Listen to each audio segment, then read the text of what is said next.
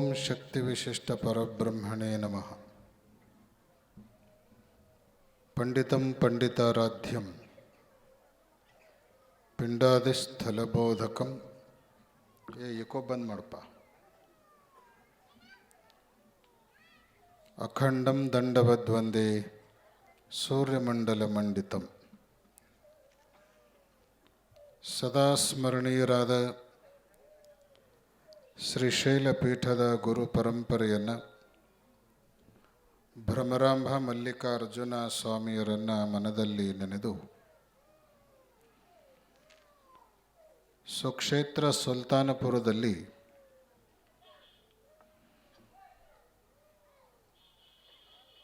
ದ್ಯಾಮವ್ವ ದೇವಿಯ ಜಾತ್ರಾ ಮಹೋತ್ಸವದ ಅಂಗವಾಗಿ ಜರುಗಿಕೊಂಡು ಬರುತ್ತಿರುವ ದೇವಿ ಮಹಾತ್ಮೆ ಪುರಾಣ ಪ್ರವಚನವನ್ನು ಅತ್ಯಂತ ಹೃದಯಂಗಮವಾಗಿ ನೆರವೇರಿಸಿಕೊಂಡು ಬರ್ತಾ ಇರುವಂತಹ ಜಂಜುರವಾಡದ ದೇವಮಂದಿರ ಯೋಗಾಶ್ರಮದ ಬಸವರಾಜೇಂದ್ರ ಶರಣರೇ,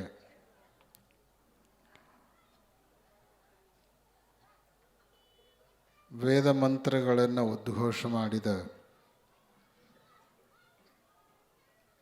ವೇದಮೂರ್ತಿ ವೀರೇಶ್ ವೇದಮೂರ್ತಿ ದಾನಯ್ಯ ಶಾಸ್ತ್ರಿಗಳವರೇ,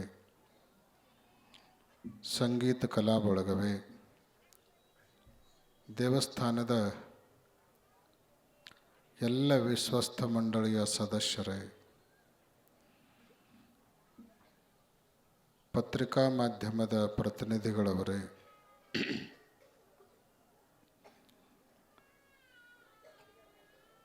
ಗ್ರಾಮದ ಎಲ್ಲ ಗಣ್ಯರೇ, ಮಾನ್ಯರೇ, ವಾತ್ಸಲ್ಯ ಮೂರ್ತಿಗಳಾದ ಮಾತೆಯರೇ ಹಾಗೂ ಮುದ್ದು ಮಕ್ಕಳೇ,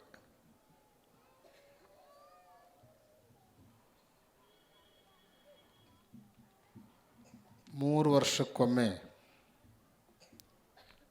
ಸುಲ್ತಾನ್ಪುರದಲ್ಲಿ ದ್ಯಾಮವ್ವ ದೇವಿಯ ಜಾತ್ರೆಯ ಅಂಗವಾಗಿ ಗ್ರಾಮದಲ್ಲಿ ಹಲವು ವಿಧಾಯಕ ಕಾರ್ಯಕ್ರಮಗಳನ್ನು ನೀವೆಲ್ಲ ನಡೆಸ್ಕೊಂಡು ಬರ್ತಾ ಇದ್ದೀರಿ. ಬಹಳಷ್ಟು ಕಡೆಗೆ ನಾವು ಗಮನಿಸಿದರೆ ಜಾತ್ರೆ ಹೆಸರಿನ ಮೇಲೆ ಹಲವಾರು ಅವಾಂತರಗಳನ್ನು ನಾವು ಗಮನಿಸ್ತೀವಿ. ಹೆಸರು ದೇವಿ ಜಾತ್ರೆ, ಅದರ ನಿಮಿತ್ತ ನಡೆಯುವುದೆಲ್ಲ ದೆವ್ವಿನ ನಾಟಕ.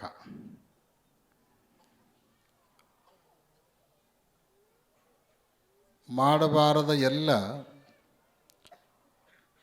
ಹಲವಾರು ಕಾರ್ಯಗಳನ್ನು ಜಾತ್ರೆಯ ನಿಮಿತ್ತ ಅನೇಕ ಕಡೆಗೆ ಮಾಡೋದನ್ನು ನಾವು ನೋಡುತ್ತಿದ್ದೇವೆ. ಆದರೆ ಅದಕ್ಕೆ ಅಪವಾದ ಅನ್ನೋ ರೀತಿಯಲ್ಲಿ ಪುರಾಣ, ಪ್ರವಚನ, ಸಾಂಸ್ಕೃತಿಕ ಕಾರ್ಯಕ್ರಮಗಳು, ಆಟ, ದೇಶೀಯ ಸ್ಪರ್ಧೆಗಳು ಇವೆಲ್ಲವುಗಳನ್ನು ಒಳಗೂಡಿಸಿಕೊಂಡು ಮನುಷ್ಯನನ್ನು ಸಂಸ್ಕೃತಿ ಕಡೆಗೆ ಕರೆದುಕೊಂಡು ಹೋಗುವಂಥ ಕಾರ್ಯಕ್ರಮಗಳು ಜಾತ್ರೆಯಲ್ಲಿ ಎಲ್ಲಾದರೂ ನಡೀತಾ ಇದ್ದಾವೆ ಅಂದರೆ ಅದು ಸುಲ್ತಾನ್ಪುರದಲ್ಲಿ ಅಂತ ಹೇಳಿ ನಮಗೆ ಬಹಳಷ್ಟು ಅಭಿಮಾನ ಮತ್ತು ಹೆಮ್ಮೆಯನ್ನು ಉಂಟು ಮಾಡಿದೆ. ಬಸವರಾಜೇಂದ್ರ ಶರಣರು ಬಹಳ ಚೆನ್ನಾಗಿ ಪ್ರವಚನವನ್ನು ಹೇಳ್ತಾ ಇದ್ದಾರೆ. ಕಾಗಿದು ಗುಬ್ಬಿದು ಕಥೆ ಹೇಳ್ತಾ ಇದ್ರು, ನಾವು ಕೇಳ್ಕೋತ ಬರ್ತಾ ಇದ್ವಿ. ಕಾಡಿಗೆ ಬೆಂಕಿ ಹತ್ತಿ ಉರಿಯೋ ಕಾಲಕ್ಕೆ ಆರಿಸಲಿಕ್ಕೆ ಪ್ರಯತ್ನ ಮಾಡುವಂತಹ ಗುಬ್ಬಿಯನ್ನು ನೋಡಿ ವ್ಯಂಗ್ಯ ಮಾತನಾಡಿದ ಕಾಗೆಗೆ ಗುಬ್ಬಿ ಹೇಳಿದ ಉತ್ತರ ಏನು ಅಂದರೆ, ಈ ಬೆಂಕಿ ಹಚ್ಚಿದ ಘಟನೆಯನ್ನು ಆಧರಿಸಿಕೊಂಡು ಭವಿಷ್ಯದೊಳಗೆ 3 ಲಿಸ್ಟ್ ತಯಾರಾಗ್ತಾವೆ. ಒಂದು ಬೆಂಕಿ ಹಚ್ಚಿದವ್ರ ಲಿಸ್ಟು, ಮತ್ತೊಂದು ಬೆಂಕಿ ಆರ್ಸವ್ರ ಲಿಸ್ಟು, ಇನ್ನೊಂದು ಲಿಸ್ಟ್ ಆಗ್ತತಿ. ಅದು ಯಾವುದು ಅಂದ್ರೆ ಹಚ್ಚಿದ ಬೆಂಕಿ ನೋಡ್ಕೋತ ಕೈ ಕಟ್ಕೊಂಡು ಸುಮ್ಮನೆ ನಿಂತವ್ರ ಗುಂಪು. ಸುಮ್ಮನೆ ನಿಂತಿರ್ತಾರೆ ಅವರು. ಅವ್ರೇನು ಹಚ್ಚಿರಂಗಿಲ್ಲ, ಆದರೆ ಯಾರೋ ಹಚ್ಚಾರ, ನಾಯಾಕಿದ್ರಾಗ ಹಸ್ತಕ್ಷೇಪ ಮಾಡಬೇಕು ಅಂತ ನೋಡ್ಕೋತ ಸುಮ್ಮನೆ ಕುಂತಿರ್ತಾರೆ ಅವರು. ಆಗುವ ಪಾಪವನ್ನು ಖಂಡಿಸಲಾರ್ದನೆ ಸುಮ್ಮನೆ ಕುಳಿತುಕೊಂಡು ನೋಡೋದು ಕೂಡ ಅದಕ್ಕೆ ಪ್ರೇರಣೆಯನ್ನು ಕೊಟ್ಟಷ್ಟೇ ಪಾಪದಾಯಕ ಅಂತ ಶಾಸ್ತ್ರದಲ್ಲಿ ಹೇಳ್ಕೊಂಡು ಬರ್ತಾರೆ. ಆ ಹಿನ್ನೆಲೆಯಲ್ಲಿ ನಾವು ಯಾವ ಗುಂಪಿನಾಗ ಇರಬೇಕು?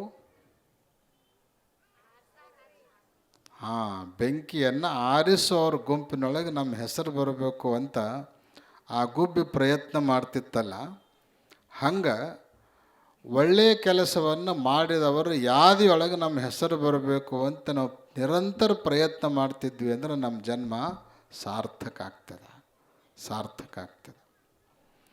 ಇಂಥ ಎಲ್ಲ ಸಂಗತಿಗಳನ್ನು ಮನುಷ್ಯನಿಗೆ ಬೋಧೆ ಮಾಡಬೇಕನ್ನೋ ಉದ್ದೇಶಕ್ಕಾಗಿಯೇ ಈ ಕಾರ್ಯಕ್ರಮಗಳನ್ನು ಹಮ್ಮಿಕೊಳ್ಳೋದು.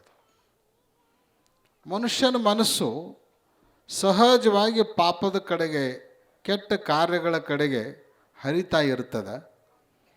ಅದನ್ನು ಬಿಡಿಸಿ ಒಳ್ಳೆಯ ಕೆಲಸಕ್ಕೆ ಮನಸ್ಸನ್ನು ತಗೊಂಡು ಬರಬೇಕು ಅಂದ್ರೆ ಸ್ವಲ್ಪ ನಮ್ಮ ಪ್ರಯತ್ನ, ಸ್ವಲ್ಪ ಗುರುಗಳ ಉಪದೇಶ, ಸ್ವಲ್ಪ ಶಾಸ್ತ್ರಗಳ ಅಧ್ಯಯನ, ಇವು ಪೂರಕವಾಗಿ ಕೆಲಸ ಮಾಡ್ತಾ ಇರ್ತವೆ.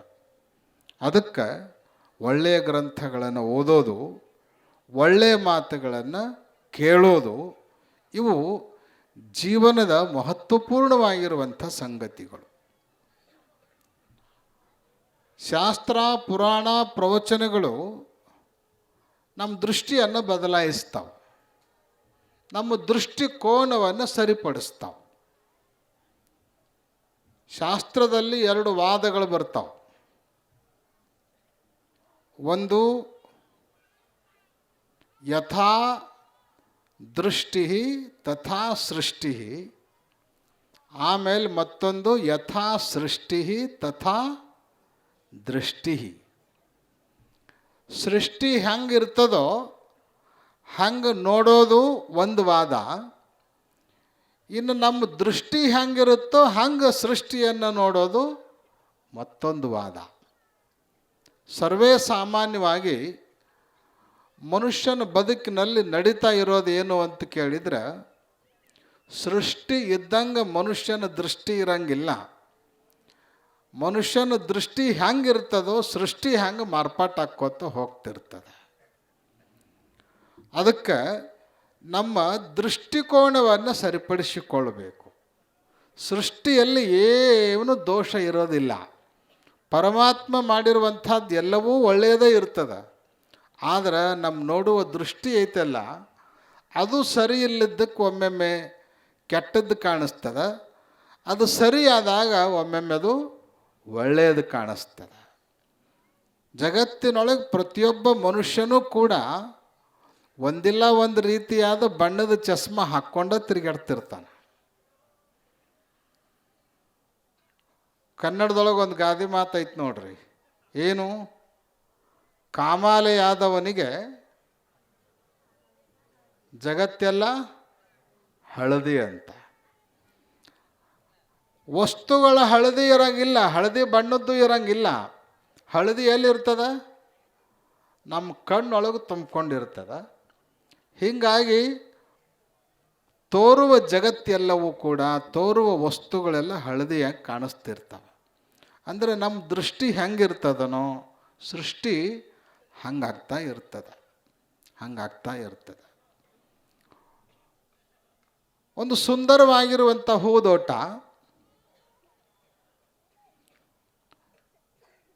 ನೂರಾರು ಹೂವಿನ ಗಿಡಗಳು ಆ ತೋಟದಲ್ಲಿ ನಳನಳಿಸ್ತಾ ಇದ್ದು, ಹಲವಾರು ಹೂವಿನ ಗಿಡಗಳಲ್ಲಿ ಸುಂದರವಾಗಿರುವಂತಹ ಪುಷ್ಪಗಳು ಆಳು ನಿಂತಿದ್ದು. ಅನೇಕ ಜನ ಆ ಹೂದೋಟಕ್ಕೆ ಬರ್ತಾ ಇದ್ರು ಹೋಗ್ತಾ ಇದ್ರು. ಅದೊಂದು ಸುಂದರವಾದ ಉದ್ಯಾನವನ. ಅದರ ಆನಂದವನ್ನು ಸವಿಯಲಿಕ್ಕೆ ಸಾಕಷ್ಟು ಜನ ಬರ್ತಿದ್ರು ಹೋಗ್ತಿದ್ರು. ಅದರೊಳಗೊಬ್ಬ ಕವಿ ಬಂದ. ಅರಳಿ ನಿಂತಿರುವಂಥ ಹೂವುಗಳನ್ನು ನೋಡಿದ. ಮನಸ್ಸಿಗೆ ಆನಂದ, ಸಂತೋಷ ಉಂಟಾಯಿತು. ಅವನೊಳಗೊಂದು ಕಾವ್ಯ ಸ್ಫುರಣೆಯಾಯಿತು. ಆ ಹೂವುಗಳನ್ನು ಕುರಿತು ಒಂದು ಪದ್ಯವನ್ನೇ ಬರೆದ.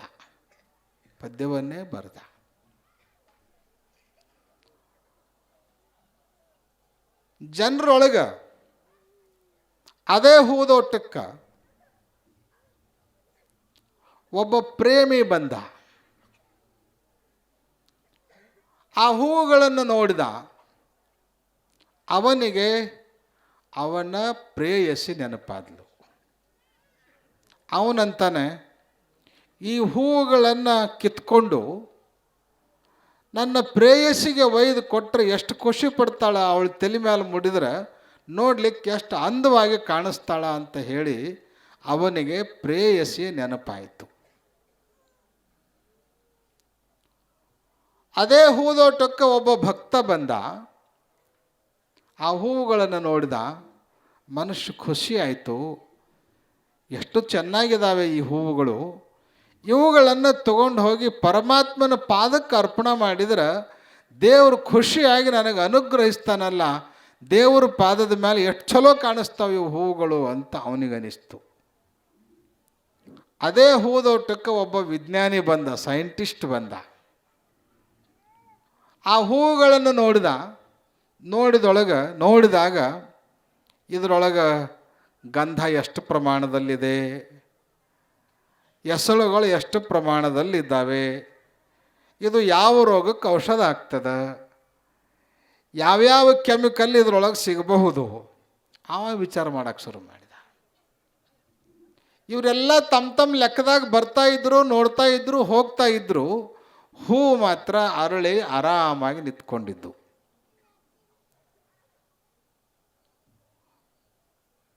ಹೂವುಗಳ ದೋಷನದು ಇಲ್ಲ. ನೋಡಿ, ಅವರ ಚಸ್ಮಾ, ದೃಷ್ಟಿ, ಭಕ್ತನ ದೃಷ್ಟಿ ಬೇರೆ, ಪ್ರೇಮಿಯ ದೃಷ್ಟಿ ಬೇರೆ, ವಿಜ್ಞಾನಿಯ ದೃಷ್ಟಿ ಬೇರೆ, ಕವಿಯ ದೃಷ್ಟಿ ಅದು ಬೇರೆನೆ. ಹೂವಿನ ಪಾತ್ರ ಏನೂ ಇಲ್ಲ ಇದರೊಳಗೆ. ವಿಜ್ಞಾನಿ ಬಂದಾಗೂ ಸುಮ್ಮನೆ ಅದ, ಭಕ್ತ ಬಂದಾಗೂ ಸುಮ್ಮನೆ ಅದ, ದೇವ್ರ ನೆನಪು ಮಾಡ್ಕೊಳಪ್ಪ ಅಂತೇನು ಹೇಳಿಲ್ಲ.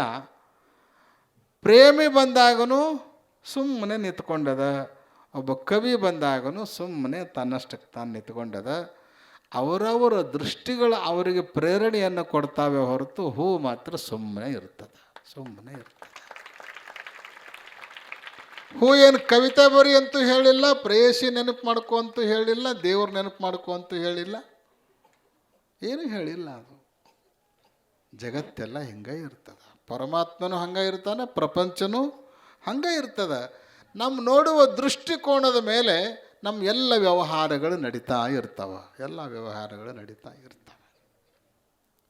ಎಲ್ಲರೂ ಒಂದಿಲ್ಲ ಒಂದು ಚಸ್ಮಾ ಹಾಕ್ಕೊಂಡೇ ನಾವು ಎಲ್ಲರನ್ನೂ ನೋಡ್ತಾ ಇರ್ತೀವಿ. ಒಬ್ಬ ದಾರ್ಶನಿಕ ಒಂದು ಮಾತನ್ನು ಹೇಳ್ತಾನೆ, ಒಬ್ಬ ಇನ್ನೊಬ್ಬನನ್ನು ಭೆಟ್ಟಿಯಾದ ಅಂತ ಇಟ್ಕೊಳ್ರಿ, ಅವಾಗ ಕೇವಲ ಒಬ್ಬ ಇನ್ನೊಬ್ಬನನ್ನು ಭೆಟ್ಟಿಯಾಗೋದಿಲ್ಲ, ಬದಲಾಗಿ ಆ ಇಬ್ಬರೊಂದಿಗೆ ಮೂರು ವ್ಯಕ್ತಿತ್ವಗಳು ಪರಸ್ಪರ ಭೆಟ್ಟಿಯಾಗುತ್ತವೆ ಅಂತ ಹೇಳ್ತಾನೆ.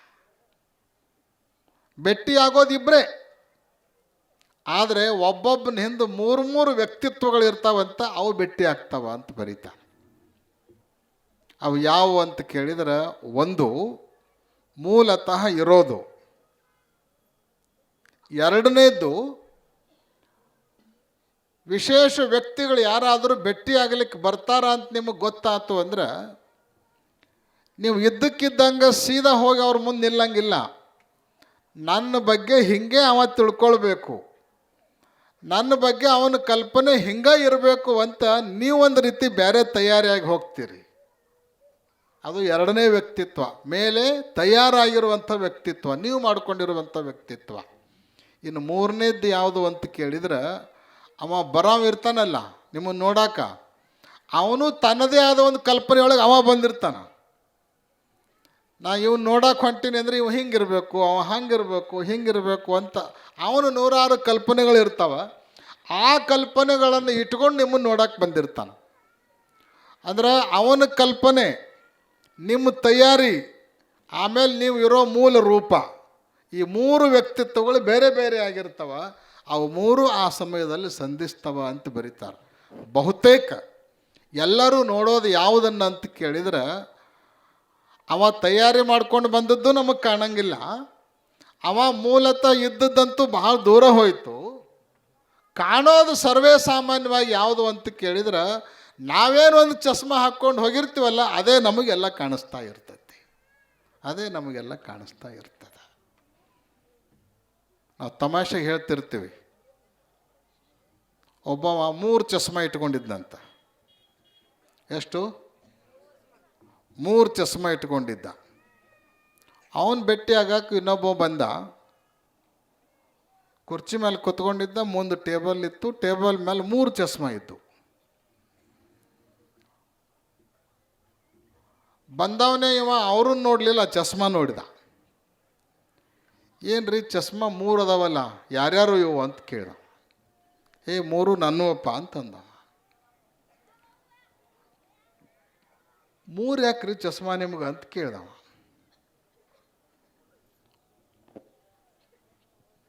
ದೃಷ್ಟಿ ದೋಷದಲ್ಲಿ 2 ಪ್ರಕಾರ ಇರ್ತಾವಪ್ಪ. ಒಂದು ದೂರದೃಷ್ಟಿ ದೋಷ, ಮತ್ತೊಂದು ಸಮೀಪ ದೃಷ್ಟಿಯ ದೋಷ.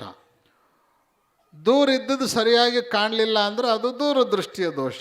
ಸಮೀಪ ಇದ್ದ ವಸ್ತುಗಳು ಸರಿಯಾಗಿ ಕಾಣ್ತಿರ್ಲಿಲ್ಲ ಅಂದ್ರೆ ಅದು ಸಮೀಪ ದೃಷ್ಟಿಯ ದೋಷ. ನನ್ನ ಕಣ್ಣಿಗೆ 2 ದೋಷ ಇರೋಣದರಿಂದ ದೂರದ ವಸ್ತುಗಳನ್ನು ನೋಡಾಗ ಒಂದು ಚಸ್ಮಾ ಹಾಕ್ಕೊಳ್ತೀನಿ, ಸಮೀಪದ ವಸ್ತುಗಳನ್ನು ನೋಡುವಾಗ ಇನ್ನೊಂದು ಚಸ್ಮಾ ಹಾಕ್ಕೊಳ್ತೀನಿ ಅಂತ ಹೇಳ್ದ. ಮತ್ತು ಹಂಗಾರೆ 2 ಚಸ್ಮಾ ಇರಬೇಕಾಗಿತ್ತು, 3ನೇದು ಅದಕ್ಕೆ ಅಂತ ಕೇಳ್ದ.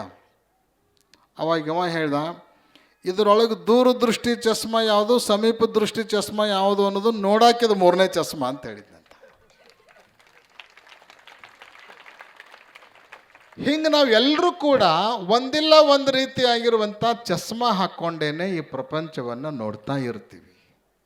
ಇರೋದು ನಮಗೆ ಕಾಣಂಗಿಲ್ಲ, ಯಾವುದನ್ನು ನೋಡಬೇಕು ಅಂತ ನಾವು ಬಯಸ್ತಿರ್ತೀವೋ ಅದು ನಮಗೆ ಕಾಣಿಸ್ತಾ ಇರ್ತದೆ. ಅದು ನಮಗೆ ಕಾಣಿಸ್ತಾ ಇರ್ತದೆ. ಸಮರ್ಥ ರಾಮದಾಸರ ಹೆಸರನ್ನು ನೀವು ಕೇಳಿರಬೇಕು. ಮಹಾರಾಷ್ಟ್ರದ ಶ್ರೇಷ್ಠದ ಒಬ್ಬ ಸಂತರು.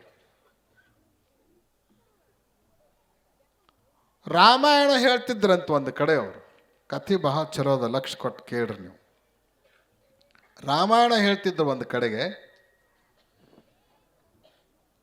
ರಾಮಾಯಣ ಎಷ್ಟು ಚಲೋ ಹೇಳ್ತಿದ್ರು ಅವರು ಅಂದ್ರೆ, ನೀವು ಹೆಂಗೆ ಅಗ್ದಿ ಸ್ತಬ್ಧವಾಗಿ ಕೂತ್ಕೊಂಡ್ರಿ ಅಲ್ಲ, ಪ್ರತಿಯೊಂದು ಶಬ್ದವನ್ನು ಯಾವ ಕಡೆಗೂ ಹೋಗಾಡ್ಲಾರ್ದ ಲಕ್ಷಗೊಟ್ಟು ನಮ್ಮ ಒಳಗೆ ತಗೊಳ್ಬೇಕು ಅಂತ ಕೂತ್ಕೊಂಡ್ರಲ್ಲ, ಹಿಂಗೆ ಸಾವಿರ ಜನ ಅವ್ರು ಹೇಳೋ ರಾಮಾಯಣವನ್ನು ಕೇಳ್ತಾ ಇದ್ರು. ಅವರು ಎಷ್ಟು ಚಲೋ ಹೇಳ್ತಿದ್ರು ಅನ್ನೋದಕ್ಕೆ ಮತ್ತೊಂದು ಸಂಗತಿ ಉದಾಹರಣೆಯಾಗಿ ನಿಲ್ತಿತ್ತು. ಅದು ಯಾವುದು ಅಂತ ಕೇಳಿದ್ರೆ, ರಾಮದಾಸರು ಹೇಳುವ ರಾಮಾಯಣವನ್ನು ಕೇಳಲಿಕ್ಕೆ ಸ್ವತಃ ಹನುಮಂತ ಬರ್ತಿದ್ದಂತ. ಹನುಮಂತ ನಿಮಗೆಲ್ಲ ಗೊತ್ತಿದೆ, ಹನುಮಂತ ಚಿರಂಜೀವಿ, ಅವನಿಗೆ ಸಾವಿಲ್ಲ. ವೇಷ ಮಾರಿಸಿಕೊಂಡು ಹನುಮಂತನು ರಾಮಾಯಣವನ್ನು ಕೇಳಲಿಕ್ಕೆ ಬಂದು ಕೊಂಡುತ್ತಿದ್ದಂತ. ಸುಂದರಕಾಂಡದ ಪ್ರಸಂಗ ರಾಮದಾಸರು ಹೇಳ್ತಾ ಇದ್ರು. ರಾವಣ ಸೀತೆಯನ್ನು ಅಪಹರಿಸಿಕೊಂಡು ಹೋದ. ಎಲ್ಲಿದ್ದಾಳೆ ಸೀತೆ ಅಂತ ಪತ್ತೆ ಹಚ್ಚಬೇಕು ಅನ್ನೋದ್ರ ಸಲುವಾಗಿ ಎಷ್ಟೆಲ್ಲ ಪ್ರಯತ್ನ ನಡೀತು. ಸುಗ್ರೀವನ ದೋಸ್ತಿ ಆಯಿತು. ಸೀತೆಯನ್ನು ಪತ್ತೆ ಹಚ್ಚೋದಕ್ಕೆ ಸುಗ್ರೀವ ಸಹಕಾರ ಮಾಡಲಿಕ್ಕೆ ಬಂದ. ವಾನರ ಸೇನೆ 4 ದಿಕ್ಕಿಗೆ ಹರಿದು ಹಂಚಿ ಸೀತೆಯನ್ನು ಹುಡುಕಲಿಕ್ಕೆ ಶುರು ಮಾಡಿತು. ಅದರೊಳಗೆ ಒಂದು ತಂಡ, ನಳ, ಜಾಂಬುವಂತ, ಹನುಮಂತ ಇವರನ್ನೆಲ್ಲ ಒಳಗೊಂಡಿರುವಂಥ ಒಂದು ತಂಡ ರಾಮೇಶ್ವರದ ಕಡೆಗೆ ಬಂತು. ಸಮುದ್ರವನ್ನು ದಾಟಬೇಕಲ್ಲ, ಯಾರಿಂದಲೂ ಆಗದೇ ಇದ್ದಾಗ ಯಾರು ಜಿಗಿದ್ರಲ್ಲ ಸಮುದ್ರವನ್ನು? ಹನುಮಂತ ಸಮುದ್ರವನ್ನು ಹಾಡಿ. ಗೊತ್ತದ ನಿಮಗೆಲ್ಲ ರಾಮಾಯಣ. ಹನುಮಂತ ಸಮುದ್ರವನ್ನು ದಾಟಿ ಲಂಕೆಯನ್ನು ಪ್ರವೇಶ ಮಾಡಿದ. ಸೀತೆಯನ್ನು ಪತ್ತೆ ಹಚ್ಚಬೇಕು ಅಂತ ಹೇಳಿ ಲಂಕಾಪಟ್ಟಣದ ಮೂಲೆ ಮೂಲೆಯನ್ನೆಲ್ಲ ಹುಡುಕಿದ. ರಾಜಭವನ ಆಯಿತು, ರಾಜ ದರ್ಬಾರ ಆಯಿತು, ಅಂತಃಪುರ ಆಯಿತು, ಎಲ್ಲ ಕಡೆ ಹುಡುಕಾಡಿದರೂ ಕೂಡ ಸೀತೆ ಹನುಮಂತನಿಗೆ ಸಿಗಲಿಲ್ಲ. ಸೀತೆ ಸಿಗಲಿಲ್ಲಲ್ಲ ಅಂತ ತಿಳ್ಕೊಂಡು ಕೋಪನೂ ಬಂತು, ತಾಪನೂ ಆಯಿತು. ಊರು ಹೊರಗೇನಾರ ಇರಬಹುದೇನೋ ಅಂತ ಅಶೋಕ ವನಕ್ಕೆ ಬಂದ. ಅಶೋಕ ವನಕ್ಕೆ ಬಂದು ಒಂದು ಗಿಡದ ಮೂಲಕ ಕೆಳಗೆ ಇಳಿದು ಬಂದು ನೋಡಲಿಕ್ಕಾಗಿ ಆ ಅಶೋಕ ವನದಲ್ಲಿ ಸುಂದರವಾಗಿರುವಂಥ ಹೂವುಗಳು ಅರಳಿ ನಿಂತಿದ್ದು. ಅಲ್ಲಿ ಅರಳಿ ನಿಂತಿರುವಂಥ ಹೂವುಗಳೆಲ್ಲ ಹೆಂಗಿದ್ದವು ಅಂದ್ರೆ ಬಿಳಿಯ ಬಣ್ಣದ ಹೂವುಗಳಾಗಿದ್ದವು ಅಂತ ನಾವಲ್ಲ, ಯಾರು ಹೇಳ್ತಿದ್ರು? ರಾಮದಾಸರು ಹೇಳ್ತಾ ಇದ್ರು. ಬಿಳಿ ಬಣ್ಣದ ಹೂವುಗಳೆಲ್ಲ ಅರಳಿ ನಿಂತಿದ್ದು, ಅವುಗಳನ್ನು ಹನುಮಂತ ನೋಡಿದ ಅಂತ ಹೇಳಿದರು. ರಾಮಾಯಣ ಕೇಳಕ್ಕೆ ಎಲ್ಲರೂ ಬಂದಂಗೆ ಹನುಮಂತನು ಬಂದಿದ್ದಲ್ಲ. ಎತ್ತರ ಆಳ, ದಡಿ ದೋತ್ರ, ನೇರು ಶರ್ಟ್ ಅಂಗಿ, ಪಟ್ಕ ಸತ್ಕೊಂಡಿದ್ದ. ಬಿಳಿ ಬಣ್ಣದ ಹೂವುಗಳು ಅರಳಿ ನಿಂತಿದ್ದು ಹನುಮಂತ ನೋಡಿದ ಅಂದ ಕ್ಷಣ ಹನುಮಂತ ಎದ್ದು ನಿಂತು, ಪುರಾಣಿಕರು ಸ್ವಲ್ಪ ನಿಲ್ರಿ ಅಂತಂದ. ಸ್ವಲ್ಪ ನಿಲ್ರಿ ಅಂತಂದ. ರಾಮದಾಸರು ಯಾಕಪ್ಪ ಏನಾಯಿತು ಅಂತ ಕೇಳಿದರು. ಇಲ್ಲ, ಸ್ವಲ್ಪ ಹೇಳೋದ್ರೊಳಗೆ ಹೆಚ್ಚು ಕಡಿಮೆ ಆಗ್ತಾ ಇದೆ. ಅಶೋಕವನದಲ್ಲಿ ಅರಳಿ ನಿಂತಿರುವಂಥ ಹೂಗಳು ಅವು ಬಿಳಿ ಬಣ್ಣದ್ದು ಇರಲಿಲ್ಲ, ಕೆಂಪು ಬಣ್ಣದ್ದು ಇದ್ದು ಅಂತ ಹೇಳ್ದ. ಯಾರು? ಹನುಮಂತ ಕೆಂಪು ಬಣ್ಣದ್ದು ಇದ್ದು ಅಂತ ಹೇಳ್ದ. ಅದಕ್ಕೆ ಸ್ವಲ್ಪ ಸರಿಯಾಗಿ ನೋಡಿ ತಿದ್ಕೊಂಡು ಹೇಳ್ರಿ ಅಂದ. ಅವಾಗ ರಾಮದಾಸರಂದರು, ನಾನು ನೋಡೋದೆಲ್ಲ ನೋಡಿ ಆಗ್ಯದ, ಓದೋದೆಲ್ಲ ಓದಿ ಆಗ್ಯದ, ಆದ್ರೆ ಅಲ್ಲಿ ಇರೋ ಹೂವುಗಳು ಕೆಂಪಲ್ಲ ಬಿಳಿ ಹೂನ ಇದ್ದು ಅಂತ ಹೇಳಿದರು. ಬಿಳಿ ಹೂನ ಇದ್ದು ಅಂದ ಕೂಡಲೇ ಹನುಮಂತಗೆ ಸಿಟ್ಟು ಬಂತು. ನೋಡ್ರಿ, ಮನುಷ್ಯನ ನಾಲಿಗೆ ಟಂಗ್ ಸ್ಲೀಪ್ ಅಂತಾರ, ಎಲ್ಲಿ ಬಿಲ್ಲದ ನಾಲಿಗೆ ಯಾವಾಗಾರೆ ಜಾರ್ತಿರ್ತತಿದು. ಒಮ್ಮೆ ತಪ್ಪಿ ಅಂದ ಮಾತನ್ನು ಸಾಧಿಸಬೇಕು ಅಂತ ಹೇಳಿ ಹಠಕ್ಕೆ ಬೀಳಬಾರ್ದು. ತಪ್ಪಾಗಿತ್ತು ಅಂದರೆ ಒಪ್ಕೊಂಡು ಅದನ್ನು ಸುಧಾರಿಸ್ಕೊಂಡು ಹೆಜ್ಜೆ ಇಟ್ಕೊಂಡು ಹೋಗಬೇಕು. ಅದಕ್ಕೆ ಬಿಳಿ ಹೂ ಇದ್ದು ಅಂತ ಯಾಕಂದ್ರಂತ ನಿಮ್ಮನ್ನು ಕೇಳಂಗಿಲ್ಲ, ಆದರೆ ಅಲ್ಲಿ ಇದ್ದದ್ದು ಬಿಳಿ ಹೂ ಇರಲಿಲ್ಲ, ಕೆಂಪು ಹೂ ಇದ್ದು. ಅದನ್ನು ಸುಧಾರಿಸಿಕೊಂಡು ಇನ್ನು ಮುಂದೆ ಹಂಗೆ ಹೇಳಬೇಡ್ರಿ, ಸರಿಯಾಗಿ ಕೆಂಪು ಹೂ ಇದ್ದು ಅಂತ ಹೇಳ್ರಿ ಅಂತ ಹೇಳ್ದ.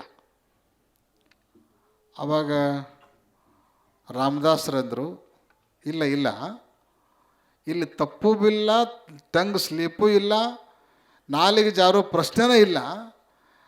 ಎಲ್ಲ ರಾಮಾಯಣವನ್ನು ಜಾಲಾಡಿಸಿ ನಾನು ನೋಡಿದ್ದೇನೆ, ಎಲ್ಲೂ ಕೂಡ ಕೆಂಪು ಹೂ ಅನ್ನೋದ್ರ ಉಲ್ಲೇಖ ಇಲ್ಲವೇ ಇಲ್ಲ, ಬಿಳಿ ಹೂ ಅಂತಲೇ ಉಲ್ಲೇಖ ಇದೆ. ಅದಕ್ಕೆ ಅಲ್ಲೇ ಕೆಂಪು ಹೂ ಇರಲಿಲ್ಲ, ಬಿಳಿ ಹೂನ ಇದ್ದು ಅಂತ ರಾಮದಾಸರಂದರು.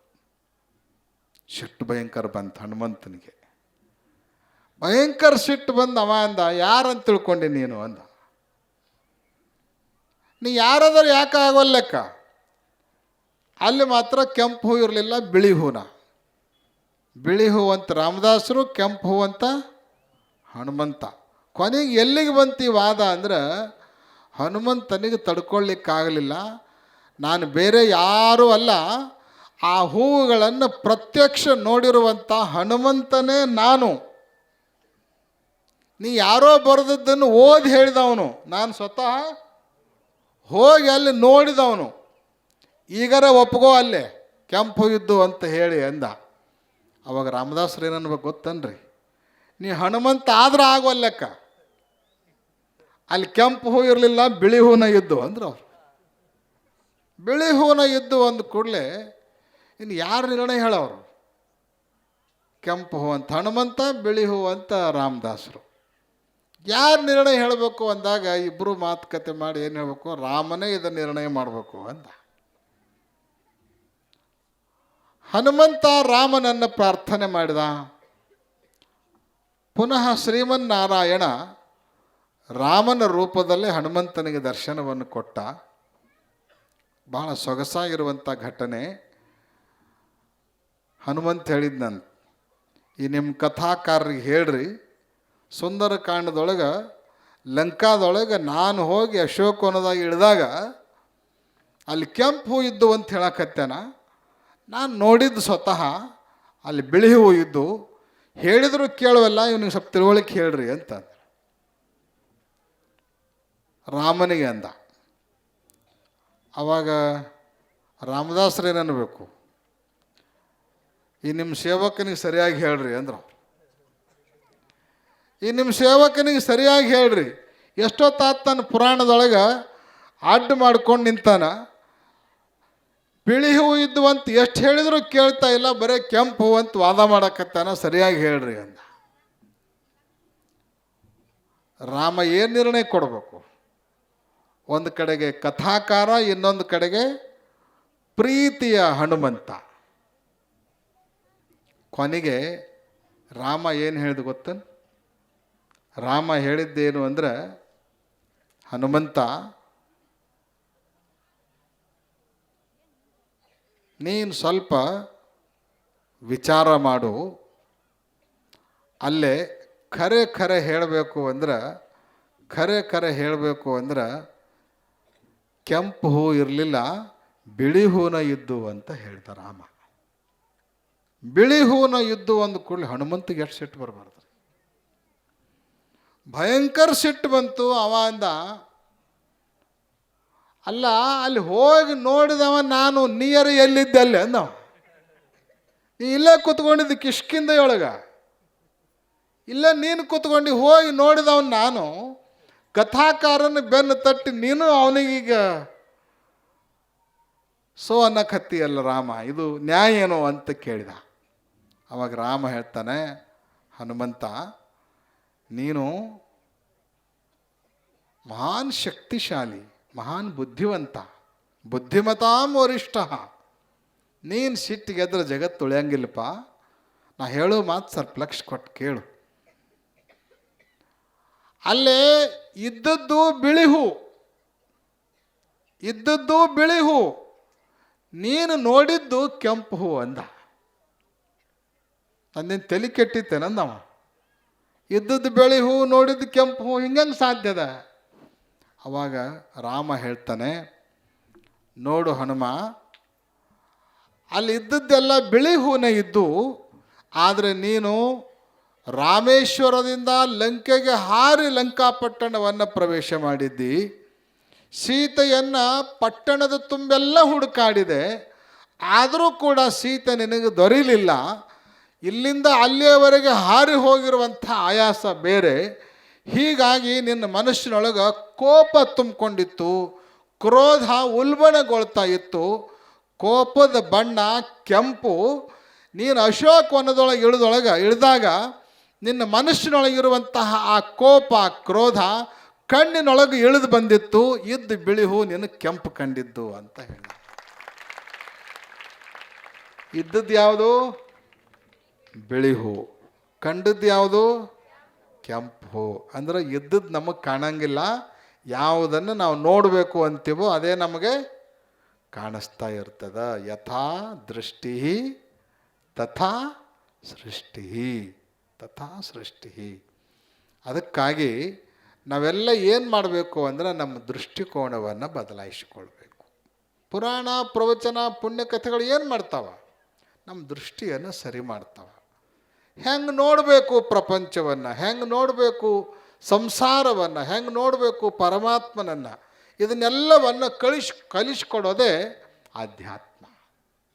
ಧರ್ಮ, ಸಂತರು, ಶಿವಯೋಗಿಗಳು, ಗುರುಗಳು.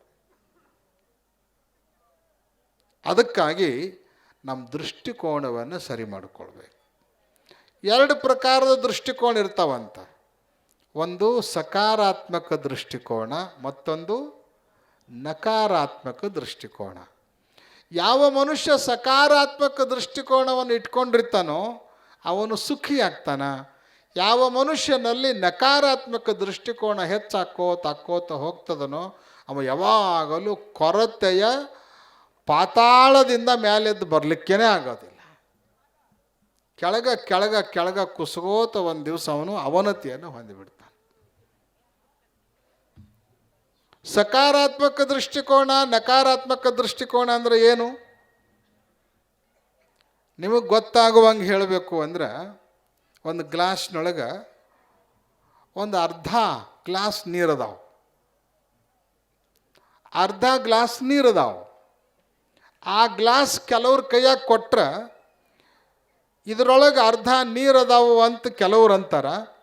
ಇನ್ನು ಕೆಲವರು ಇದು ಅರ್ಧ ಖಾಲಿ ಐತಿ ಅಂತ ಕೆಲವ್ರು ಅಂತಾರೆ.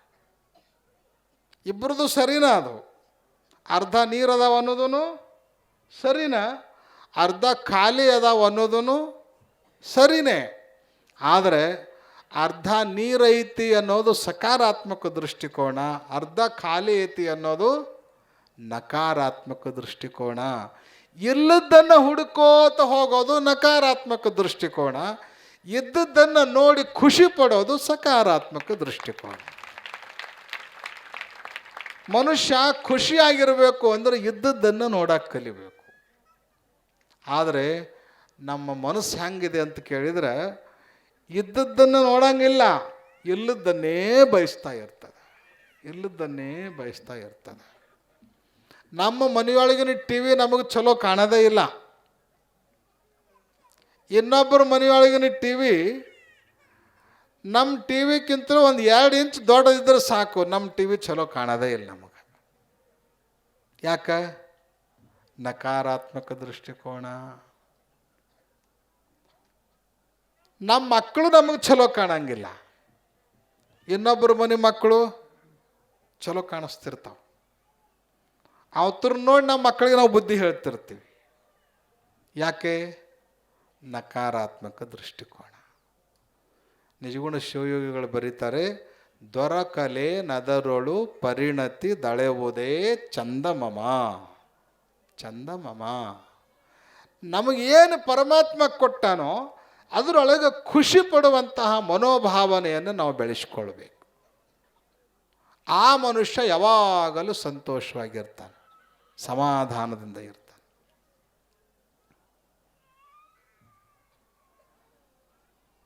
ಅದಕ್ಕೆ ನೋಡುವ ದೃಷ್ಟಿ ಎಲ್ಲಕ್ಕಿಂತಲೂ ಬಹಳ ದೊಡ್ಡದು. ಅದನ್ನು ನಾವು ಸರಿಪಡಿಸ್ಕೊಂಡು ಬಿಟ್ರೆ ಇಡೀ ಪ್ರಪಂಚೆಲ್ಲ ನಮಗೊಂದು ಅಂದವಾಗಿರುವಂಥ ಆದರ್ಶ ನಿಲಯ ಆಗ್ತದೆ. ನಮ್ಮ ದೃಷ್ಟಿನ ಸರಿ ಇರಲಿಲ್ಲ ಅಂದರೆ ನಾವು ಎಲ್ಲಿದ್ರೆ ಏನು, ಎಲ್ಲಿ ಹೋದ್ರೆ ಏನು, ಏನಾದರೆ ಏನು, ಏನೂ ಪ್ರಯೋಜನ ಆಗಂಗಿಲ್ಲ. ಮನೆಯೊಳಗೆ ನೀವು ಮದುವೆಯಾಗಿ ಹೋಗ್ತೀರಿ, ಮದುವೆಯಾಗಿ ಹೋದ್ಮೇಲೆ ಗಂಡನೂ ಇರ್ತಾನೆ, ಅತ್ತೆನೂ ಇರ್ತಾಳೆ, ಮಾವನೂ ಇರ್ತಾನೆ. ಅಷ್ಟೇ ವಯಸ್ಸಾಗಿರುವಂಥ ತಂದೆ ತಾಯಿ ನಿಮ್ಮ ತವ್ರ ಮನೆಯಾಗಿರ್ತಾರೆ, ಹೌದಿಲ್ಲ? ತಂದೆ ತಾಯಿಗೂ ಹೆಚ್ಚು ಕಡಿಮೆ ಅಷ್ಟೇ ವಯಸ್ಸಿರ್ತದೆ, ಅತ್ತಿ ಮಾವಗೂ ಅಷ್ಟೇ ವಯಸ್ಸಿರ್ತದೆ. ಆದರೆ ತಂದೆ ತಾಯಿಯನ್ನು ನೋಡೋ ದೃಷ್ಟಿನ ಬೇರೆ, ಅತ್ತಿ ಮಾವನ ನೋಡೋ ದೃಷ್ಟಿನ ಬೇರೆ. ಖರೆ ವಿಚಾರ ಮಾಡಿದ್ರೆ ಏನು ವ್ಯತ್ಯಾಸ ಇರ್ತದೆ? ಏನೂ ವ್ಯತ್ಯಾಸ ಇರಂಗಿಲ್ಲ. ಪ್ರತಿಯೊಬ್ಬರೂ ಕೂಡ ಮದುವೆ ಆಗಿ ಹೋಗಿರೋ ಮನೆಯಲ್ಲಿರೋ ಅತ್ತೆ ಮಾವಂದಿರನ್ನೇ ತಂದೆ ತಾಯಿ ಅಂತ ತಿಳ್ಕೊಂಡು ಬಿಟ್ಟರೆ ಮನಿನ ಸ್ವರ್ಗ ಆಗಂಗಿಲ್ಲ. ಮನಿನೇ ಸ್ವರ್ಗ ಆಗ್ತದಲ್ಲ. ಆದರೆ ಆ ದೃಷ್ಟಿ ನಮ್ಮಲ್ಲಿ ಬರೋದೇ ಇಲ್ಲ. ನಮ್ಮವ್ವ ಅಪ್ಪ ಹಂಗೆ, ಇವು ಹಿಂಗೆ, ಅವು ಹತ್ರಂಗೆ ಎಂದೂ ಆಗಂಗಿಲ್ಲ ಅಂತ ಇವ್ರ ಬಗ್ಗೆ. ನೀವು ಬಿಡ್ರಿ ಪಾಪ ಸಣ್ಣವರು, ನಿಮ್ಮನ್ನು ಇವಳ ಇರಲಿ ಅಂತ ಮೆಚ್ಕೊಂಡು ನನ್ನ ಮಗನಿಗೆ ಈಗಿನ ಚಲೋ ಆಗ್ತಾಳಂತ ಒಪ್ಕೊಂಡು ಅವರ ಪಾಸ್ ಮಾಡಿ ಕರ್ಕೊಂಡು ಬಂದಿರ್ತಾರ. ಅದ ಮನೆಯೊಳಗೆ ಅವ್ರ ಹೊಟ್ಟಿಂದ ಹುಟ್ಟಿರುವಂಥ ಒಬ್ಬ ಹೆಣ್ಮಗಳು ಇರ್ತಾಳೆ, ಅವಳ ಮಗಳು ಇರ್ತಾಳೆ. ಆಕಿನ ಬೇರೆ, ಸೊಸಿನ ಬೇರೆ, ಮಗಳ ಬೇರೆ, ಸೊಸಿನ ಬೇರೆ. ಅತಿ ದೃಷ್ಟಿಕೋನದಲ್ಲಿ ನೋಡಿದ್ರೆ ಮಗಳಿಗಿರೋ ಸ್ಥಾನ ಸೊಸೆ ಎಂದು ಬರೋದೇ ಇಲ್ಲ. ಮಗಳ ಮೇಲಿರೋ ಪ್ರೀತಿ ಸೊಸೆ ಮೇಲೆ ಬರೋದಿಲ್ಲ. ಆದರೆ ಒಂದು ಮಾತು ನೆನಪಿಟ್ಕೊಳ್ರಿ, ಮಗಳನ್ನು ನೀವು ಎಷ್ಟೇ ಪ್ರೀತಿಸಿದರೂ ಕೂಡ ಅವಳು ಒಂದು ದಿವಸ ಇನ್ನೊಬ್ಬರ ಮನೆ ಬೆಳಗಕ್ಕೆ ಹೋಗೋವಳು. ನಿಮ್ಮ ಮನೆ ಸಾಯೋ ತನಕ ಬೆಳಗವ್ರು ಯಾರು? ಸೊಸೆನ ಬೆಳಗವಳು. ಮತ್ತು ಆ ಸೊಸೆನ ನಮ್ಮ ಮಗಳಂತ ತಿಳ್ಕೊಂಡ್ರೆ ಮನೆ ಸ್ವರ್ಗ ಆಗಂಗಿಲ್ಲ. ಏನೂ ಇರಂಗಿಲ್ಲ. ಮಗಳಿಗೂ ಅಷ್ಟೇ ವಯಸ್ಸಿರ್ತದೆ, ಸೊಸೆಗೂ ಅಷ್ಟೇ ವಯಸ್ಸಿರ್ತದೆ.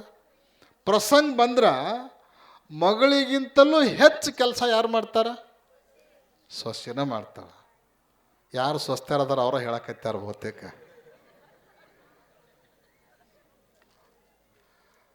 ಆದರೂ ಕೂಡ ಸೊಸೆನ ಬೇರೆ, ಮಗಳು ಬೇರೆ.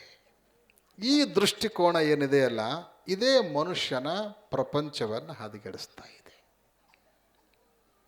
ಸೊಸೆಯನ್ನು ಕೂಡ ಮಗಳಂತೆ ನೋಡುವಂಥ ದೃಷ್ಟಿ ನಮ್ಮಲ್ಲಿ ಬಂತು ಅಂದ್ರೆ ಪ್ರಪಂಚ ಅದು ಪರಮಾರ್ಥ ಆಗಿ ಹೋಗಿಬಿಡ್ತದೆ. ಹಿಂಗೆ ಸಣ್ಣ ಸಣ್ಣ ಬದಲಾವಣೆಗಳು, ಚಿಕ್ಕ ಚಿಕ್ಕ ಭಾವನೆಗಳನ್ನು ಬದಲಾಯಿಸಿಕೊಳ್ಳೋದು. ನಿಮ್ಮ ಮನೆಯೊಳಗೆ ನಿಮ್ಮ ಮಗನೂ ಇರ್ತಾನ, ನಿಮ್ಮ ತಮ್ಮನ ಮಗನೂ ಇರ್ತಾನೆ. ಹೆಚ್ಚು ಕಡಿಮೆ 1 ವರ್ಷ 6 ತಿಂಗಳು ಅಷ್ಟೇ ವ್ಯತ್ಯಾಸ ಇರ್ತೈತಿ. ಆದರೆ ನೋಡೋ ದೃಷ್ಟಿ ತಮ್ಮನ ಮಗನ ಬೇರೆ, ತನ್ನ ಮಗನೇ ಬೇರೆ. ಮಕ್ಕಳಲ್ಲಿ ಭೇದ ಇರೋದಿಲ್ಲ. ಮಕ್ಕಳಲ್ಲಿ ಈ ಭೇದ ಇರೋದಿಲ್ಲ. ಅವೆಲ್ಲ ಕೂಡ್ಕೊಂಡೇ ಇರ್ತಾವೆ. ಆದರೆ ನಾವು ಮಾತ್ರ ನಮ್ಮ ಈ ಭ್ರಮಾತ್ಮಕವಾಗಿರುವಂಥ ಭೇದ ಬುದ್ಧಿಯನ್ನು ಪ್ರಪಂಚದಲ್ಲಿ ತೋರ್ತಾ ಇರೋಣದರಿಂದ ಪ್ರಪಂಚ ಸರಿಯಾಗಿ ನಡೀತಾ ಇಲ್ಲ. ಒಂದೂರೊಳಗೆ ಅಣ್ಣತಮ್ಮ ಇದ್ದರು. ಇಬ್ಬರಿಗೂ ಒಂದೊಂದು ಮಗು. ಅಣ್ಣ ಊರು ಹಿರೇತನ ಮಾಡ್ತಿದ್ದ, ತಮ್ಮ ಹೊಲದ ಕೆಲಸ ಮಾಡ್ತಿದ್ದ.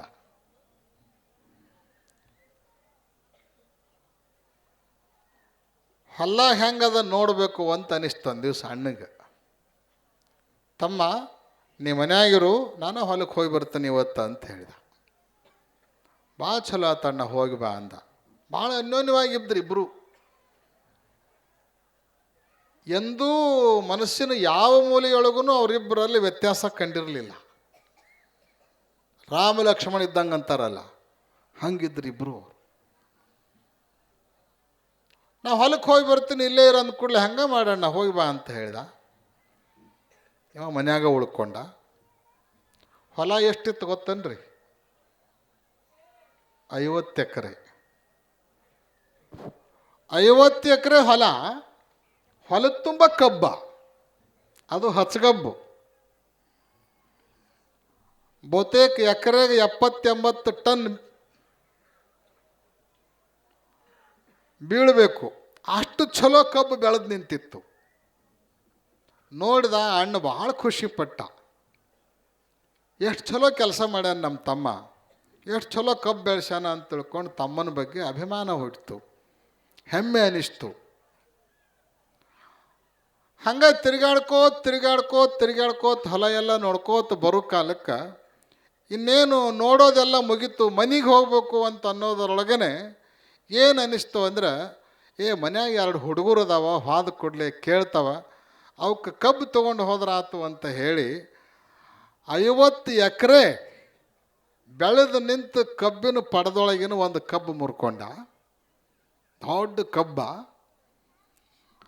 ಮುರ್ಕೊಂಡು ಬಡ್ಡಿದು ತೆಗೆದೋಗದ, ತುದಿದು ತೆಗೆದೋಗದ. ಅದೇನಾಯಿತು ಅಂದ್ರೆ 9 ಗಣಕಿ ಕಬ್ಬಾಯಿತು.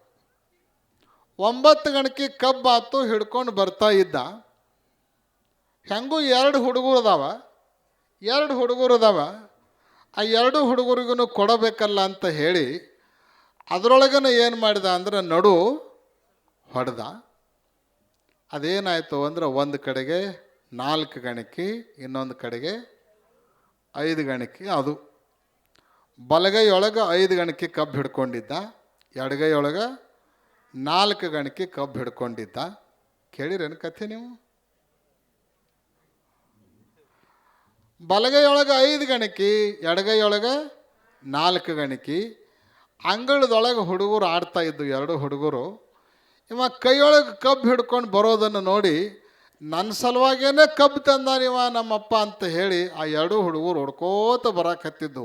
ನನಗೆ ಕಬ್ಬಬೇಕು, ನನಗೆ ಕಬ್ಬಬೇಕು, ನನಗೆ ಕಬ್ಬಬೇಕು, ನನಗೆ ಕಬ್ಬಬೇಕಂತ ಹೇಳಿ ಆ ಇಬ್ಬರು ಹುಡುಗರು ಹೊಡ್ಕೋತ ಇವನ ಕಡೆ ಬರೋದನ್ನು, ಇವ 2 ಕೈಯೊಳಗೆ ಕಬ್ಬು ಹಿಡ್ಕೊಂಡು ಮನೆ ಕಡೆ ಬರೋದನ್ನು ಮನೆ ತಲಬಾಗಲ ಮೇಲೆ ನಿಂತ್ಕೊಂಡು ತಮ್ಮ ನೋಡ್ತಿದ್ದ. ಮನೆ ಸಮೀಪಕ್ಕೆ ಬರೋದ್ರಾಗನ 2 ಹುಡುಗರು ಅವನ ಕಡೆ ಬಂದು ಬರೋದ್ರಾಗನ ಏನು ವ್ಯತ್ಯಾಸ ಆಗಿತ್ತು ಅಂದ್ರೆ, ಬಲಗಡೆ ತಮ್ಮನ ಮಗ ಬರ್ತಿದ್ದ, ಎಡಗಡೆ ಇವನ ಮಗ ಬರ್ತಿದ್ದ. ಬಲಗಡೆ ತಮ್ಮನ ಮಗ ಬರ್ತಿದ್ದ, ಎಡಗಡೆ ತನ್ನ ಮಗ ಬರ್ತಿದ್ದ. ಓಡ್ಕೋತ ಬರೋದ್ರೊಳಗನ ಇನ್ನೇನು ಸೀದಾ ಕಬ್ಬು ಕೊಡ್ಬೇಕಲ್ಲ ಹುಡುಗರಿಗೆ. ಆ ಕಬ್ಬು ಕೊಡೋದ್ರೊಳಗನ ನೋಡ್ತಾನ, ಬಲಗೈಯಾಗ 5 ಗಣಕೆ ಐತಿ, ಎಡಗೈಯಾಗ 4 ಗಣಕೆ ಐತಿ. ಬರೋರು ಬಲಕ್ಕೆ ತಮ್ಮನ ಮಗ, ಎಡಕ್ಕೆ ತನ್ನ ಮಗ. ನನ್ನ ಮಗನಿಗೆ 1 ಗಣಕೆ ಕಬ್ಬು ಕಡಿಮೆ ಆಕತ್ತಲ್ಲ ಅಂತ ಬಂತು ನೋಡ್ರಿ ಮನುಷ್ಯನ.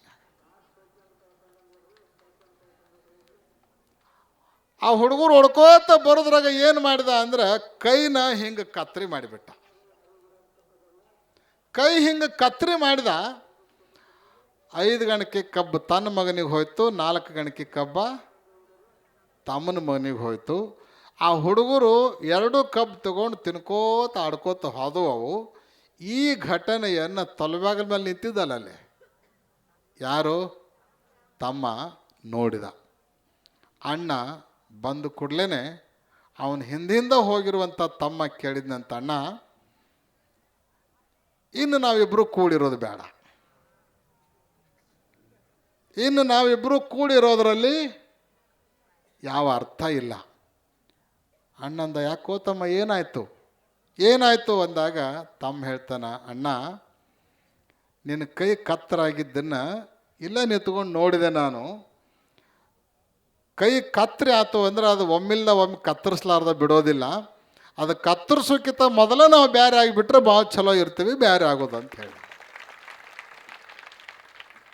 ಬೇರೆ ಮಾಡಿದ್ದು ಯಾವುದು?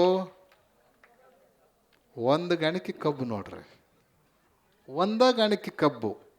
ಆ 1 ಗಣಕೆ ಕಬ್ಬಿನ ಕಾರಣ ಯಾವುದು? ಅಣ್ಣನ ದೃಷ್ಟಿ.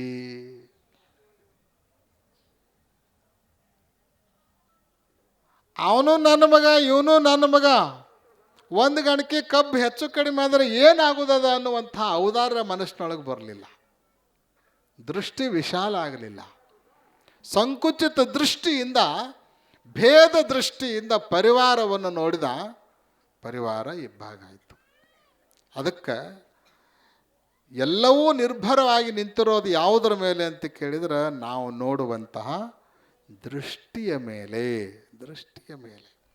ನಮ್ಮ ದೃಷ್ಟಿಯನ್ನು ನಾವು ಸರಿಪಡಿಸಿಕೊಳ್ಬೇಕು.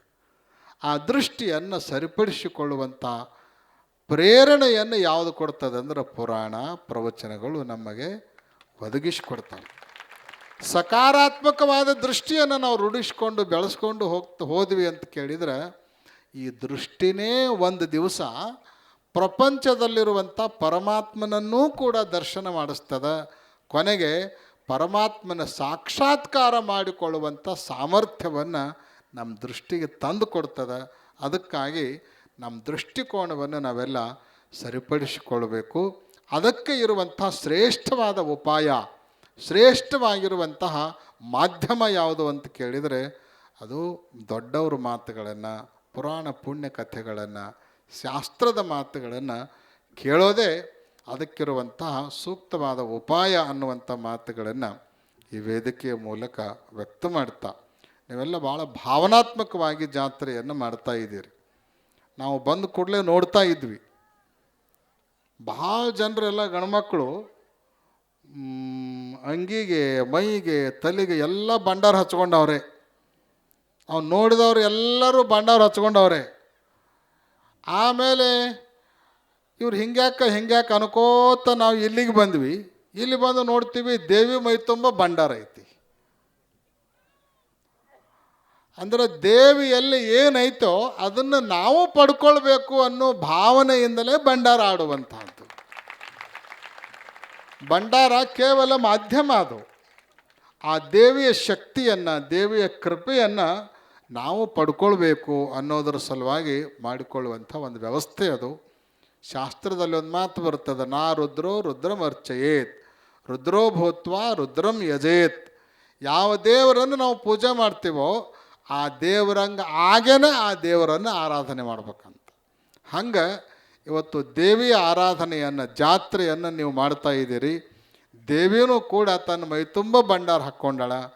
ಆಮೇಲೆ ದೇವಿಯ ಕೃಪೆಯನ್ನು ನಾವು ಪಡ್ಕೊಳ್ಬೇಕು ಅಂದ್ರೆ ನಾವು ಭಂಡಾರ ಹಾಕ್ಕೋಬೇಕು ಅಂತ ಹೇಳಿ ನೀವೆಲ್ಲ ಭಂಡಾರವನ್ನು ಆಡಿ ಇವತ್ತು ವೈಭವದಿಂದ ಜಾತ್ರೆಯನ್ನು ಮಾಡ್ತಾ ಇದ್ದೀರಿ. ಅಂದರೆ ಇಂತಹ ಸಾಂಸ್ಕೃತಿಕ ಬೆಳವಣಿಗೆಗಳು ಈ ಭಾರತ ದೇಶದ ದೇಶೀಯ ವೈಭವ ಅನ್ನುವಂಥ ಮಾತನ್ನು ಈ ಸಂದರ್ಭದಲ್ಲಿ ವ್ಯಕ್ತ ಮಾಡ್ತಾ, ಇವೇ ಭಾರತ ದೇಶದ ವೈಶಿಷ್ಟ್ಯತೆಗಳು. ಎಲ್ಲೆಲ್ಲಿ ನೋಡ್ತೀವಿ ಅಲ್ಲೆಲ್ಲಿ ಒಂದು ಬೇರೆ ಬೇರೆ ರೀತಿಯಾಗಿರುವಂತಹ ಸಾಂಸ್ಕೃತಿಕ ವ್ಯವಸ್ಥೆಗಳನ್ನು ನಾವು ಈ ದೇಶದಲ್ಲಿ ಕಾಣ್ತಾ ಇದ್ದೇವೆ. ಅಂಥದ್ದನ್ನು ವಿಶೇಷವಾಗಿ ಪ್ರತಿಬಿಂಬಿಸುವಂತಹ ಒಂದು ಉತ್ಕೃಷ್ಟವಾದ ಗ್ರಾಮ ಅಂದ್ರೆ ಅದು ಸುಲ್ತಾನ್ಪುರ್ ಅನ್ನುವಂಥದ್ದನ್ನು ಇಲ್ಲೇ ವ್ಯಕ್ತ ಮಾಡ್ತಾ, ಬಹುತೇಕ ನಮಗೆ ಬರಲಿಕ್ಕೆ ಪುರ್ಸೊತ್ತಿರಲಿಲ್ಲ. ಆದರೆ 3 ವರ್ಷಕ್ಕೊಮ್ಮೆ ನಡೆಯುವಂಥ ಈ ಜಾತ್ರೆಗೆ ಜಗದ್ಗುರುಗಳು ಬರಬೇಕು ಅಂತ ಹೇಳಿ ನಿಮ್ಮೂರಿನ ಹಿರಿಯರು, ಯುವಕರು, ನಮ್ಮ ಅನೇಕ ಶಾಸ್ತ್ರಿಗಳೆಲ್ಲ ಸೇರಿಕೊಂಡು ಇಲ್ಲೆಲ್ಲೋ ಅಲ್ಲ ಸೊಲ್ಲಾಪುರ ತನಕ ನಮ್ಮನ್ನು ಹುಡುಕೋತ ಬಂದಿದ್ರು. ನಾವಂದ್ವಿ ಅಲ್ಲೇ ಇರ್ತೀವಲ್ಲೋ, ಇಲ್ಲಿ ಯಾಕೆ ಬಂದ್ರಿ ಅಂತ ಕೇಳಿದ್ವಿ ನಾವು ಅವ್ರನ್ನ. ಇಲ್ಲರಿ ಇಲ್ಲೇ ಅದಾರ 3-4 ದಿವಸ ಅಂತ ಗೊತ್ತಾಯ್ತು, ಅದಕ್ಕೆ ಇಲ್ಲಿಗೆ ಬಂದೀವಿ ಅಂತಂದರು. ಆವಾಗ ನಾವೇನು ಅಂದ್ಕೊಂಡ್ವಿ ಅಂದರೆ, ಬಹುತೇಕ ಇಷ್ಟು ದೂರ ಬಂದು ಇವರು ಇಲ್ಲಿ ಕರೀತಾ ಇದ್ದಾರೆ ಅಂದರೆ ಆ ದೇವಿನೇ ಇವ್ರನ್ನ ಕಳಿಸ್ಕೊಟ್ಟಿರಬೇಕು. ಒಟ್ಟು ಒಂದಿಲ್ಲ ಒಂದು ದಿವಸ ಜಾತ್ರೆಗೆ ಊರಿಗೆ ಹೋಗಿ ಬರಬೇಕು ಅನ್ನುವಂಥ ಭಾವನೆಯನ್ನು ಇಟ್ಕೊಂಡು ಇವತ್ತು ಈ ಜಾತ್ರೆಯಲ್ಲಿ ಬಂದು ಬಹಳಷ್ಟು ಸಂತೋಷದಿಂದ ನಾವು ಪಾಲ್ಗೊಂಡವರಾಗಿದ್ದೇವೆ. ನಮಗೆ ಗೊತ್ತಿದೆ ಈ ಭಾಗದ ಎಲ್ಲ ಜನರು ಕೂಡ ಶ್ರೀಶೈಲದ ಮಲ್ಲಯ್ಯನ ಭಕ್ತರು. ಯುಗಾದಿ ಬಂತು ಅಂದ್ರೆ ಸಾವಿರಾರು ಜನ ಭಕ್ತರು ತಂಡೋಪತಂಡವಾಗಿ ಶಕ್ತಿ ಇದ್ದವ್ರು ನಡ್ಕೋತ ಬರ್ತಾರೆ. ಕೈಲಿಂದ ದೇಹದಲ್ಲಿ ಶಕ್ತಿ ಕೊಂದಿದವರು ವಾಹನದ ಮೂಲಕ ಬರ್ತಾರೆ. ಅಂತೂ ಬಹಳಷ್ಟು ಜನ ಬಂದು ಶ್ರೀಶೈಲದ ಮಲ್ಲಿಕಾರ್ಜುನಿಗೆ ತಮ್ಮ ಭಕ್ತಿಯನ್ನು ಅರ್ಪಣೆ ಮಾಡ್ತಾ ಇದ್ದಾರೆ. ಅದಕ್ಕೆ ಈ ಭಾಗದ ಜನರ ಮಲ್ಲಯ್ಯನ ಮೇಲಿನ ಭಕ್ತಿಯನ್ನು ನೋಡಿದರೆ ನಾವು ಕೂಡ ಈ ಗ್ರಾಮಕ್ಕೊಮ್ಮೆ ಬರಬೇಕು ಅನ್ನುವಂಥ ಭಾವನೆಯನ್ನು ಇಟ್ಕೊಂಡು ಭಾಳಷ್ಟು ಸಂತೋಷದಿಂದ ಬಂದು ಈ ಕಾರ್ಯಕ್ರಮದಲ್ಲಿ ಪಾಲ್ಗೊಂಡವರಾಗಿದ್ದೇವೆ. ಇನ್ನೂ ನಿಮ್ಮ ಜಾತ್ರೆ ಅನೇಕ ದಿನಗಳವರೆಗೆ ಮುಂದುವರಿಯಲಿದೆ. ಹಲವಾರು ಜಾತ್ರೆಗೆ ಸಂಬಂಧಪಟ್ಟಿರುವಂಥ ಕಾರ್ಯಕ್ರಮಗಳು ಕೂಡ ನಡೆಯೋದಿದ್ದಾವೆ. ಜಾತ್ರೆಯ ಮತ್ತೊಂದು ವಿಶೇಷ ಅಂದರೆ ಏನು ಅಂತ ಕೇಳಿದ್ರೆ, ಈ ದೇಶದಲ್ಲಿ ಎಲ್ಲೇ ಜಾತ್ರೆ ನಡೀಲಿ, ಅದು ಯಾವುದೇ ಊರೊಳಗೆ ನಡೀಲಿ, ಪಟ್ಟಣದೊಳಗೆ ನಡೀಲಿ, ಗ್ರಾಮದಲ್ಲೇ ನಡೀಲಿ, ಜಾತಿಯನ್ನು ನಾಶ ಮಾಡೋದೇ ಜಾತ್ರೆ. ಜಾತ್ರೆ ಅಂತೀವಿ ನಾವು.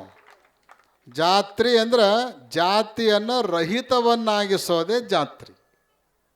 ಅಂತೇನೆ ಉಳಿದ ಎಲ್ಲ ಸಮಯದೊಳಗೆ ನೀವು ಜಾತಿ ನೋಡ್ತೀರಿ, ಇವು ಯಾವಾರವ, ಅವ ಯಾರವ, ಇವು ಯಾರ ಪಕ್ಕಿ, ಅವ್ರು ಯಾರ ಪಕ್ಕಿ ಅಂಥೇಳಿ. ಆದರೆ ಜಾತ್ರೆಗೆ ಬಂದರೆ ಯಾರು ಯಾರನ್ನು ಕೇಳುವಂಗಿಲ್ಲ, ಎಲ್ಲರೂ ಮುಕ್ತವಾಗಿರುವಂಥ ಅವಕಾಶ. ಹಿಂಗೆ ಜಾತಿ ಭೇದ ರಹಿತವಾಗಿ ಎಲ್ಲರೂ ಪಾಲ್ಗೊಳ್ಳುವಂಥ ಒಂದು ಮಹಾ ಮಹೋತ್ಸವ ಅಂದರೆ ಅದು ಜಾತ್ರಾ ಮಹೋತ್ಸವ. ಅದು ಭಾರತ ದೇಶದ ಒಂದು ವೈಶಿಷ್ಟ್ಯತೆ.